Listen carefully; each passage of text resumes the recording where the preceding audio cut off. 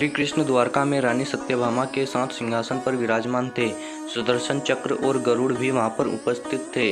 रानी सत्यभामा ने बातों ही बातों में श्री कृष्ण से पूछा, प्रभु, त्रेता युग में जब आपने राम के रूप में अवतार लिया था तब सीता आपकी पत्नी थी, क्या वे मुझसे भी ज्यादा सुंदर थी? श्री कृष्ण कुछ कहते इससे पहले ही सुदर्शन चक्र ने कहा, प्रभु, मैंने आपको बड़े बड़े युद्धों में विजय दिलाई है। क्या संसार में मुझसे अधिक शक्तिशाली भी कोई है? इधर गरुड़ से भी नहीं रहा गया।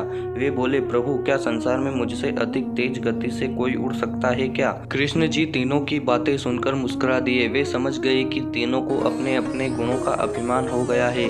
इनके अभिमान को नष्ट करना आवश्यक है। उन्होंने गरुड़ से कहा, तुम हनुमान के पास जाओ और कहो कि भगवान राम माता सीता के साथ उनकी प्रतीक्षा कर रहे हैं। फिर उन्होंने सुदर्शन चक्र से कहा कि तुम महल के प्रवेश द्वार पर पहरा दो।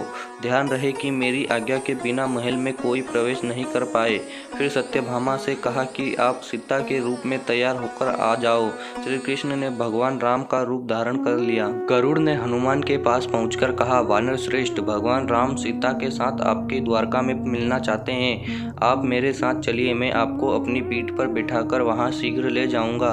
हनुमान ने कहा, आप चलिए, मैं आता हूँ। गरुड़ ने सोचा कि यह बूढ़ा वानर पता नहीं कब तक पहुंचेगा। मैं तो द्वारका चला जाता हूँ। महल में पहुंचकर गरुड़ देखते हैं कि हनुमान तो वहां पहले से ही प्रभु के सामने बैठे हैं। गरुड़ का सिर लज्जा से झुक गया। श्री राम के रूप में कृष्ण ने हनुमान से कहा, पवन पुत्र, तुम्हें महल में कैसे प्रवेश किया? क्या तुम्हें किसी ने रोका नहीं? हनुमान ने अपने मुंह से सुदर्शन चक्र को निकालकर प्रभु के सामने रख दिया और कहा, प्रभु, आपसे मिलने से रोकने के लिए इस चक्र ने प्रयास किया था, इसीलिए मैंने इसे अपने मुंह में रख लिया था और आपसे मिलने आ गया। मुझे क्षमा करें। इस तरह चक्र का अभिमान भी टूट गया। अंत में हनुमान ने हाथ जोड़ते हुए श्री राम से कहा, हे प्रभु, आज आपने किसे इतना सम्मान दे दिया कि वह माता सीता के स्थान पर आपके साथ सिंहासन पर विराजमान है।